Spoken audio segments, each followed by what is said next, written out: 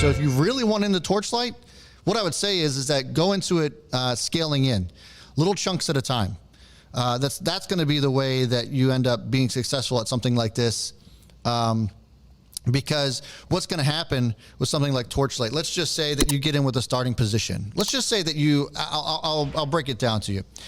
If you're looking to get into something like this that's really volatile, you want to more than likely scale in with little chunks at a time. So if you have $1,000, let's just say $1,000, for example, that you have set aside to buy Torchlight. If you don't have a certain amount set aside that you want to put towards a certain position, first of all, you need to. That's part of making a plan. Second of all, if you have that $1,000 set aside, and again, I'm just using an arbitrary number here, split it up into sections. Sometimes I think a good rule of thumb is probably like in fists. So like $200 at a time.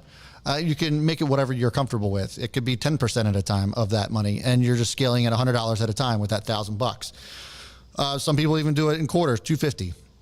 Right? Either way, you're getting that starting position, because if it goes south on you, you have the ability to scale in even more if your conviction is that strong on it. Or you can say, you know what? I got my starter, not liking the way this is looking. I'm walking away. I'm not going to add to this anymore. And so that allows you to minimize risk while maximizing your profit potential.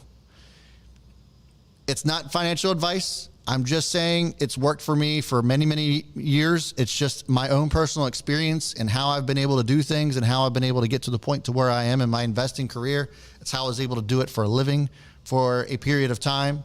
And, yeah, I mean, that's how, in my opinion, that's the best way to go about doing it. And everybody has their own strategy. Everybody has their own way of doing things. But in situations like this, especially with something as volatile as TRCH, it's the best way to handle it. There's no way to determine what direction this is going to go in 1 minute or the next. There just isn't.